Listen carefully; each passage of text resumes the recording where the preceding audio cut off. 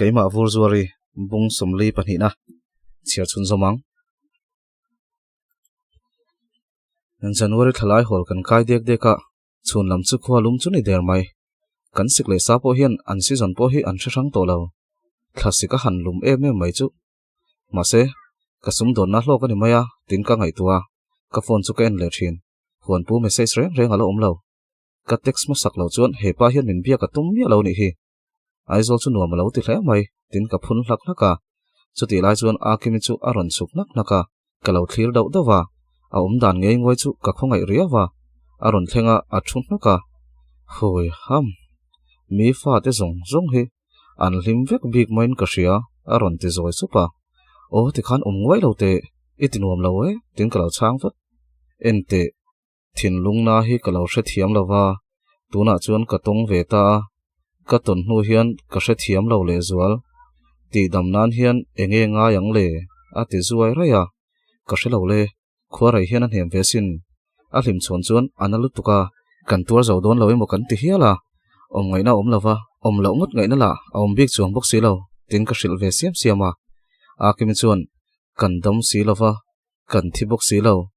nung hming pu ve ring sin dam ni bok si lo mi nung le mi thin kar kan ni berin ka hria khuarai chu engtia rei nge niang le ti in zoi sep chuan a phuna ami tui chu a parol nin ka hria ka en le zup thina hetiang hian a kimi thin lung hi mi pa hian an hliam ve theyang ti ka ring ngai lo tun lai thil ei thalo em ni tin kamel rala engma ka ei pe lo keima top hi no energy ani top ti pa chuan do kan chu bo noka ka khongai reuh top kha energy drinks ka i du in ro thil ei tlem deuh chu poilawa ma se ei lo top chu dik lo inti hartum vero e voina kanu ten ron hodon sin katia energy drinks ka kol ho chu a en kuala oi ka in pe lo ati ve te mela ni dangai phur theinen ka ti chuan sak ruanga lai tha jam lo kana du to lo kanaute ani top mai thil tha chuak thut ang mai chuan chuan inu ten lo hodon mo aron ti le ho a o ron hodone boine nan lo hodona ka ti ro chuan I hu phurem I du le anum chung chu lo riak chho dei la tin min ron kwa angai lo ka mu se em to lo a chang chuan ho dei te ka du to zo ka hei thil thalo ta kan chunga thlenga ma se pathianin a thalam zong in her chu pui don aniang tin ka changa a kimi chuan I puitling to hle mai a ti zoi sepa puitling ve tong chu kan upa to lom tin kanuya a kimi chu ti hlim ram ka tuma a kimi pon kabula chuan aril ru hana te chu min hril ve siama min du thu asaya hun rem chang ka zongang min lo ngak thei ni chuan tin min hril thapa ni e ka lo ngak rengang che tin ka changa engtika nge ka nga chuang tia ka thlir reng lain anu pui lui ka kalsan to don ka du to lo ati chu alo ko le dei sia tin angui lapa ina ang ti chu ka hria ma se ngai tu chiang la tuma bial pa tak tak ila nei lawa engai zong ve tak tak ma saber tur pathloi ni kha I duem ni nangte chu I du khir thin em kha tin ka changa nia kata na thazok tur te po ani ma na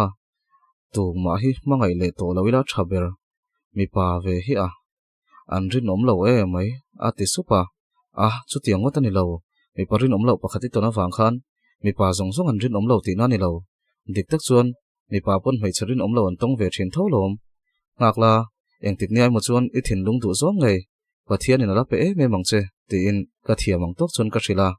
chutia kan ti lai chuan pisia ti le awi chun ron kala pisia te chuan awi chu ron kai hlop hlopa aron hoi cham vel topa kimi chuan oi so nu so ron kal lo sham se ka mu pe lo tin lo phun lok pisia te da chuan kan dor chu ron pan ding hala kimi chuan thila lo khoi der mela pisia te chuan kimi chu hela mai lo zu kom le dei lo tun lai chu chuak khat deuh ni aron ti nia chuak khat ka boilu tuka tina changa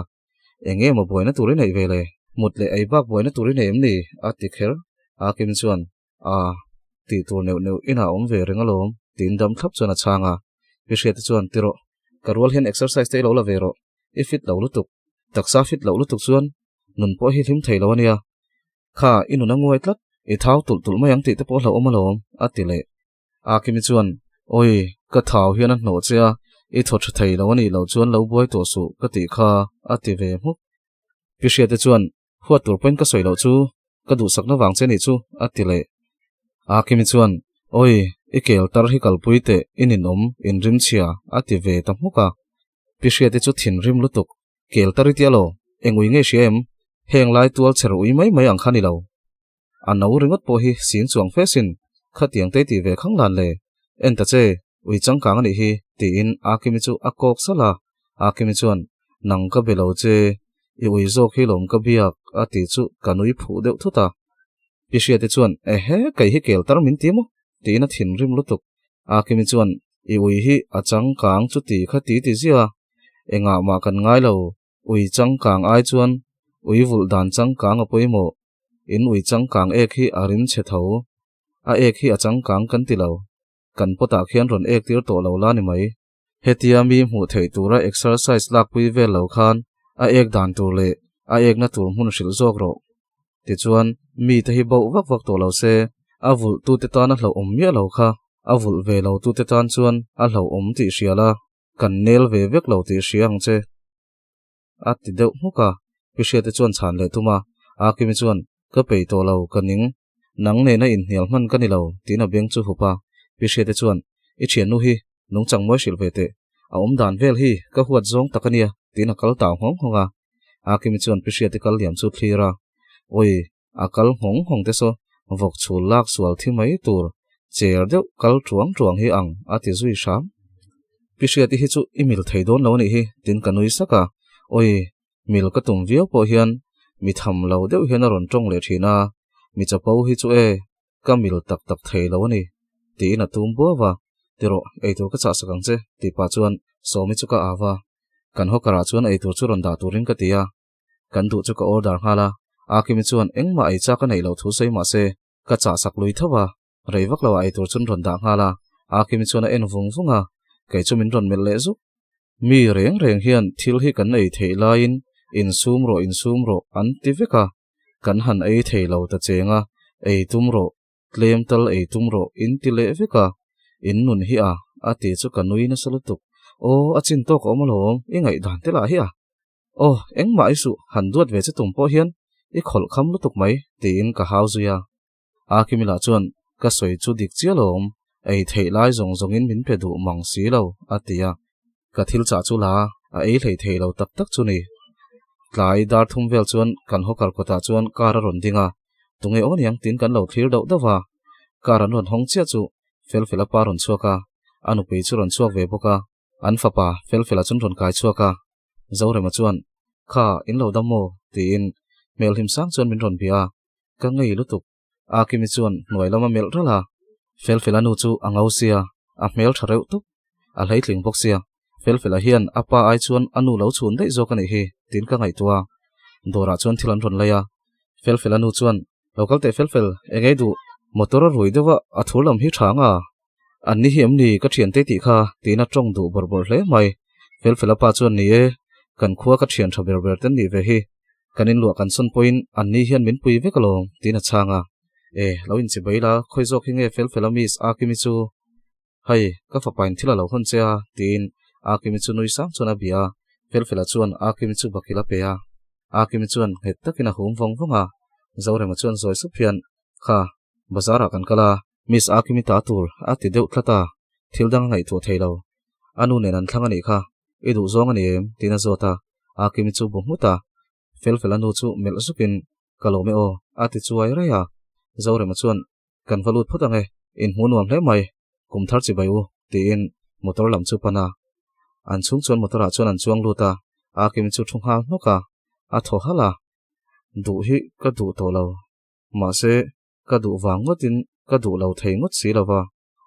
ka thin hun hi an vit sok ang mai hian ron na zok mai atia ngai tu hun gut su tun ma nang mang khani tum le ro chuan nang main reng su thil ti tamla thil ti tur zong rengla exercise po chu kan la veang jingkara karon som thinang chenga lo pe lo mia su tuidam lama kan uaka nga dole tuidam thleng po kan kalanga ni mai tin ka hrila nia ka tang don ka chelo don so pa so ala in chir ve ngotang ati supa akim tikhan adik lo zong in thil ngai tu su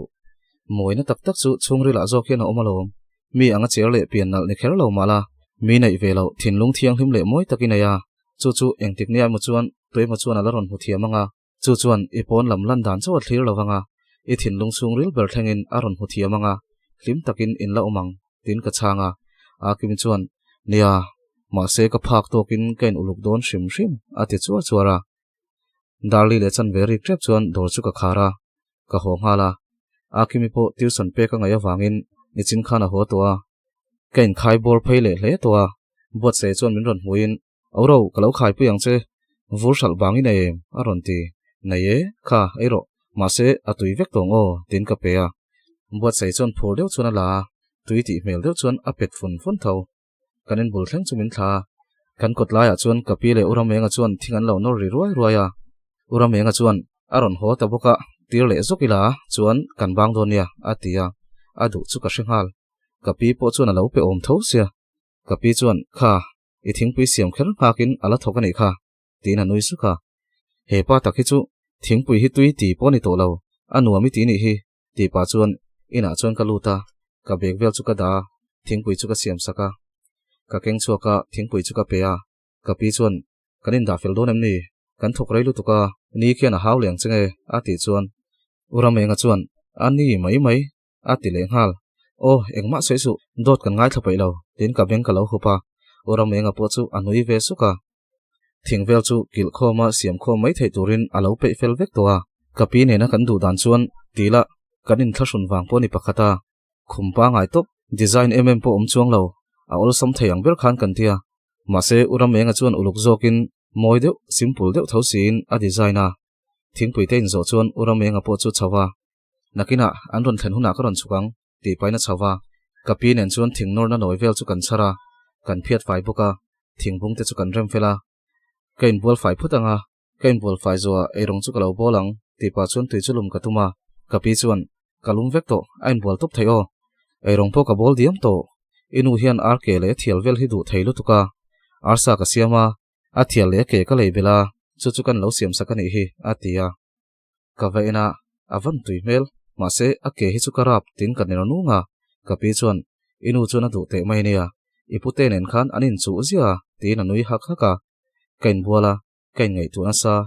engtin nge kano pan lai ba ka anung chum nge ka mu to lo kanu chu kalo lomang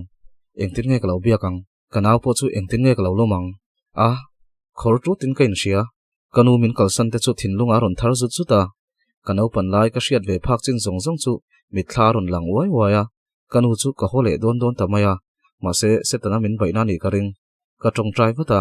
reilo te a chuan a zia ve le mai boka kain bua zung zunga kain bua zo chuan salat vel chu ka siam le a ma te le apa chun ron thleng hlola kani te chun ron ho do ne mokati a ron tilut ma te chuan ani kha tin ice cream chu min ron pe a ai ka du lo boite nangman eiro khoyangin kala tin kalo zot luama ma te chuan min chang mel mela kapi chuan ka u chu mel zukin ron ho do ne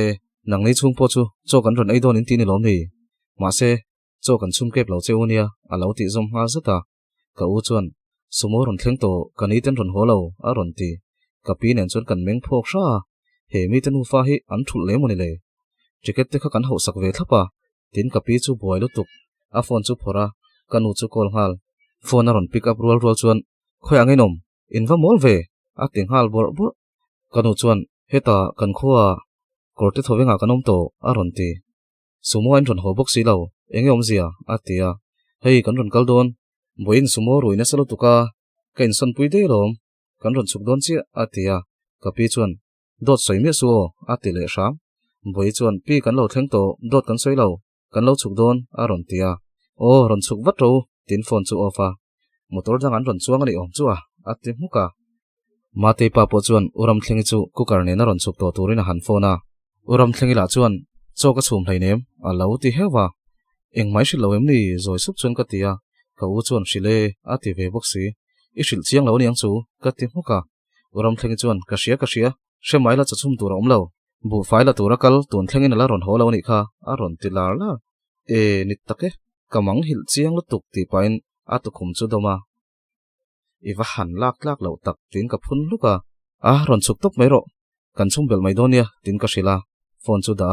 ka u chu ka pi chuna zil ngal mula ke chu ru ma kaluta ka phone chu ka ena phone pu message chu ala chuang lo ka thinarim to lutuk a number chu kan dial u ka ma se ka off le ngal vat message ka type ka clear le ngal tiang reng chon ka oma ka pi chon min ron aw lova te no cho chu no ni vel han chum le te tin min ron awa ka urum to ka mel chung chuan iwa han patling lo tak em eng thil poi mo nge bu fai lei thei hil thak kho pai han ti chu tin ka zota dam doi kan lei ma sa khita usai te varanda kerambo tan lo pena kan en kha ka tel ve le a ka thei hil ta dei ani a ti chu ka pi chuan I mol mu ka nei chu mol hian chin le ma nei si lo a ni ringot mai inu pui fanau te ti khong hai thak lu tuk e mai a ti chuara ke chon cho chu ka chuanga ka ula chuan engemo naktu ka kan lei le mai don lo mo le thil poi hloi po nei lo chu ti in a ngai la sam em zuya kanin sakong pui tang chuan motor hona ron ria pi u kan ron ho tiri chu kan sia ka pi le ka u le ma te chu phur takin an tlan chuaka ke chu muang chang chuan ka chuaka kanu chu ka mudon eng tin nge ko mang le tin ka ngai tua thok kan lawang wanga chok phei ve to pang tin ka chuaka pon ka thlenga ka khoi chho che chu min lo ngai to em huan pu chuan a ron ti ka phu zuka enghi a nang pa hi min ti phu zuk zel su tin ka trap trep khu I u chu mel thai ti em tin huan pu chuan kanau chu bemol mula phone atang chuan in hu ve zeu mai la pian hmang le mel chiang tur khopin kanin betam lawa boi chu lai ve deu niang a bung hau ringota emi piana ang reu to pa chuan a chal vela chon keima min ang to bok ka u le ka pi chuan bung ro chun hlan puya ka han chho ve wata ka lai lak lo zo vek isa kala chun min lo fiam ve le zuk zela ininom holero enge engma min shil lo tin ka vui nunga motor tang chuan a ron chuaka ka pi te kanu te mu lo lai chuan ka kut chu ron vuan zewa ka thing son wat ininom ka lom lo tin ka phun supa ka surprise ve cheni hi tin anuya surprise ka du lo kaning omdan ka thiam lo min lo bia khun ka ngak chara tin zoi te chuan ka phuna ura me nga te nu pan ron chuaka oho in thom kan ria kan ron chuak ngala oi kha imni boi chu tin uni ni chuan kanu le boi chu chibaya isaka chuan ka han chho le phutang kanu le patinen kan ron nia zana kan ron chukang a ti chu ka phu zuka oi an ron kal tak don mo eng tin nge niang tun hmain kalawin ho pui shep to a zanin chu leng bo de tiang te ka tiril rum ruma ina chuan kan lut dam dama thin rim boxi hlim deuh boxi chuan ka oma ka han hu thut phei ka chu ka thin hi a phudup dupa kalung phu rang lu tuk ringot boi chu ka kwa a lai lu tuk chu ka khongai reu boxia enge min lo hon tin ka zot ngala thil thatok anun sanai lom thei lu tukatia sana ka lo hon che nakina ina ka peng che tin kan lu thau dam dama uram enga te chung ko chu a phur an ron tanga an ri hluta ka thien te po chuan min ron kola inu leinaw chun ron thleng to em tin chanchin an ron ngai chang ve renga an ron thlen thu ka hril chuan zan laman ron kal tur thu an ron soi ve boka kanu le ka pi chu an che velain ang topa anin chun nu fa ngang mai kan ri ve dar renga ruma chuan an thom no te chu kan da puya ka pi pol him ve tak zet boinen chuan anin be siam renga uni ni chuan kan thleng phu kan na sil lo kan han chho phutanga kan ron chuk le zokang atia te chuan ke chu kalom du ati deuh tlat kha chopon lei lo kha nakina kan chuk le donia tin hruai an tuma a omai mai ro se a hnok lo emai ka lo ti vata ani engma lo khoi lo la tikhan lo om top ro tiran chu asana boile kanu chun in buala ma te le te chun lo in kom rek boka kanu le boi anin pein hu chuan cho te kan aya kan cho epo nidanga kan pi tu chawa ai thin kha chu tianga kan han ai khom chu chung ko rwal le pa ngai ve tak kan ni hmel tuka chu tiang ang chung ko chu kalo o ruk em thinania kan hnuk te chu a ul lek mai kapi la chuan boi chu aduat em mai le ngala boi chu ala in thlasung de uviawa chu ti rol chuan kanin le kan bo ruak vel chuan a thla ti muang ani ti chu ka hrethiam chu kan ai kham vel che tia chuan ka thian te hon ron thlenga rengpui chuan a bi ron hruai boka an thian thum anom khom ve chia ani chu kan varanda lama chuan an chuaka anin fiama an richel chula chani chuan oi sang zole senior le sang zole junior in ringut in vanin ang tak aron tiluama Akim chuan dik chia inu hi ilo chuna ni hi ma se in chung kwa chuan email cheber atikher ido ve ni chu ka thaber tin ka lo hnial ve ngal wat reng pui chuan ingau kan lo ti ve nen khoi mo boi iu bula khan han thute ti in an kau phaya lo ngau lo na sa ati chu kan nui suka o an ni le kai ni khai khin chi kan ni mi kai ni te chu ni sa kan wak te de a vur bom nen kan kal kwal ruk ruka a ngau reng thei lo tin ka changa uram menga tin upa chun ron chuk le a thian ho chun kan ti ti luama kapi chuan an khum tur kan siam chung chang te shilin an mut na tur te chu ko muwa kan khokonga thawak lo bok nen an chaw deu niang an ha man ha maya zanin chu vamuri phot tur chun kan tia an han tlom ngai lui viawa an ron om ve ngia la ma se an mut ta chuak nga niang chu naktuk lama kanin kom ho le jok donia tin ruma an mut na tur kan pha chuan an phaya boi alu alana deuh bok nen a motor rui ala dik thei chi lawa kanu chuna mut puya isa ka chu ron kal to se ka ti chuti rual chuan apa ti nen an ron kal tur chu ka hu phur bok si akimila chuan palai ron kal don ti na em ni ala uti ve chen palai lo mani lo an huan ten ron tlo dona chuan keima min ron ve shim shim don tin ka changa chani chuan khi chen chen atanga nangma mutura ron kal chu awa ho om ve atia reng pui chuan dik chia kilometer za som nga vela tanga sang zole mutura chung kwa koron kal mai chu a mu tur hriat lo thake alo ti ve boka akimi chuan in tiringota anma ni ang hi anwang ve to e ama che hedam to nia anmang ma nge a mu te chu acha komalom aron ti min chei bol dan vel chu min ram sa chei tlat ininom engmai ni bik lo tin ka chang phuka uni ni chuan aurawi te chu model kan te kan ngai san san nen te te te thian ho phei chuan khovela mel thaber an ti sin alo ti ve wata kan nui dar dar renga dar ko vel chuan kan kom chaka chuan kar chu ron ting le tange ya ka thian te chuan min lo mel zuka ka lai lu tuk chu om ngai na po ka shelo an ron luta pudara chu aza om khop mai boxia isaka nu po mi hausanu ti hriat ngoi ngoi ka pi chuan ron lu ro tin alo chhon wata ura menga chuan khoilo in chibayang kai hi isaka u kania a na thau pui ber thin kania a ti rol chuan isaka nu chuan nangma hi mo sanga chu a tia kan lo nui dar dara ura menga chuan ni lawat ti lutuk an ner suka isaka chuan ai hei chu kan pu zo ka ti thin kha alo ti wata ura menga ti khamo ka mo chu kalom hle mai hei hi nu pe em ni awang mel thave ti in uni ni chu chibaya ni iwati domam ve tina changa kanin chibai zela podara nen chuan kanin chibai ta nangma hi mo vurzuari chu ati zoi supa o ni ka ti ba ni ai vurzuari nen hi chuan thian tha hi kan nia a chang le kanin haw shepa tina nui suka khoi mo kan ho tu nu chu lo chibai la ti in kapi chu chibai boka mai chana chuan a fel mel khop mai ma se a tong tam lo ti chu hriat isaka hi an fapadik takani silawa ma se anin ang tok thisena in zoman ni lo ti hi an oi lo hial zokang isaka chu kabula chuna ron thua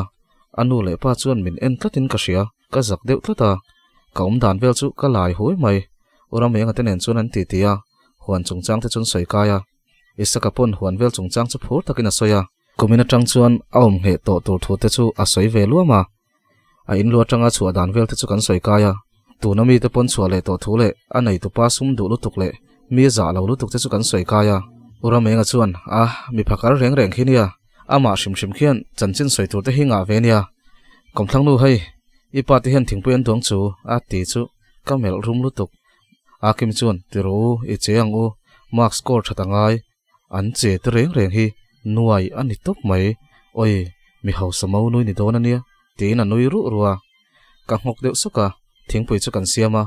ura me nga chuan kom chakpa in shal dan chu makati thute a shal thuron sai thut dan le ani lala an chu tir thute chu soya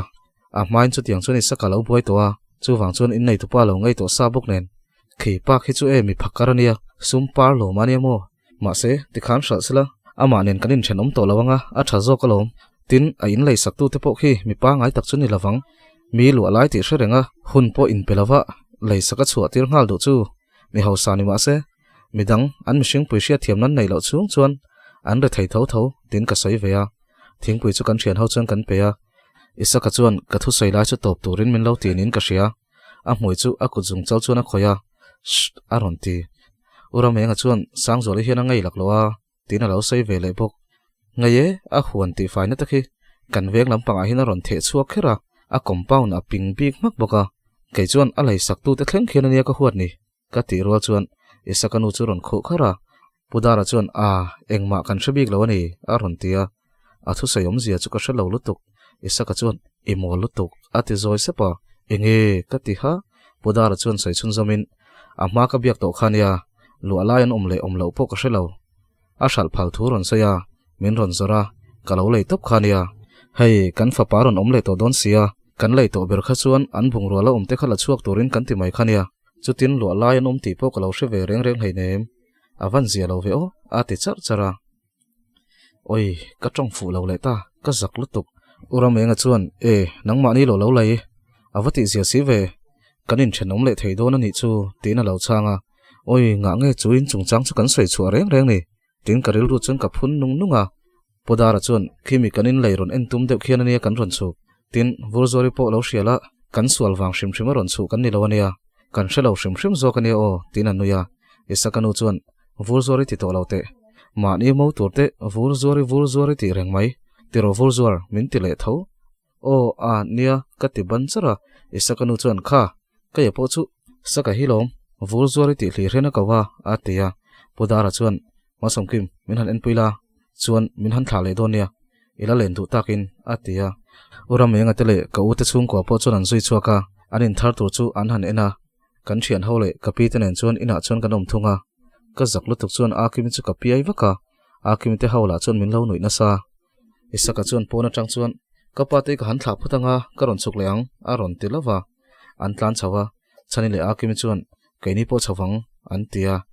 reng pe chuan abi khamu hil time ni tin min zota ka hrenang karuma khana uma ka tia kan valu chu alo mu hil be ma avan me salo tak eng tin nge khotiang khoi nei theile tin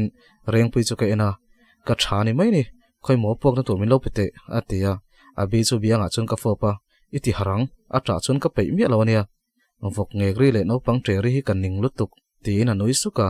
anin potha kan pi tu chun kan oma kanu te po an mutui to ngang mai kanu chun har suk suka an chaw viawani karing kapi chuan a hreumi ti nge tin min zot le a tilawe nuam ka tilutuk kan choi lai te khan ka hnuka ul lo chawni tin ka changa kapi chuan ani chuan eng tin nge o kan mutta kang tin min zota kan mudun meng chu ka khuma zaw tholom a kiminen pon kan tholania tin kan nui saka kapi chuan ani chuan kalo wang buteng huan pu kha ron len le tum hele mai nanga po mutila tum lo mel sia a tikher kan nui se huan pu wang ani lo hai vur pe ka ngai lom khua hi chun na malum to sia a hlok le than to a tin ka changa kapi chuan pe klaiwar lo ula a tikher vamu mai te tin kanuya kapi po chu ruma chuna luta dar somvel chun huan pu chu ron thlenga mola ka ti ngal hluka enge aron tilut engwangin nge eng mai ron soilo ka thin rim ni leng thak ti shem tin adara chun ka benga ana ka dara rol te mai nia minlo me sakhal nge he te tin anui suka ka pe mai lo iswal wangani kha tin ka changa o karon ho hun tur ka soin I thin rim zesia karon soilok du to lo ni kha tin min changa karon ho angi ti huna iron ho thei le nem ison le zelalom tin katum bara ka pati khan ron kalven du sia an boy ve bok sia an man ve le kan ron kala ni hi chuan filan ti khop mai che ati zoi sepa a oi omlo min ngei ngutang ka soi sel na sabok si chuwa ka ti chuan ngei la ve I thin rim chan te kha chu a omalom kan tha thiam lutuk tin anuya nangpo heng inin leite chu min ron sil ve tur chenia tin ka thin rim le o surprise atile kaning surprise ve ka zolo a shom tin ka nui ringot isaka chuan kha vuri pek le than toilo tin chuata ka pher pha chuna thuwa abula chun ka zuk thu vea khoimo idar chu tin adar kham chu ka me saka min lo ngaim ati zoi sepa ai tin ka chang muka min ngai lo tak takang kei ve nang ngai tu reng chen hun ka manga ati chu ido ve ni chu min ngai sak lo em kha tin ka ti taw bara adar chu ka thei to bana chun ka me saka ana po ti chuang lo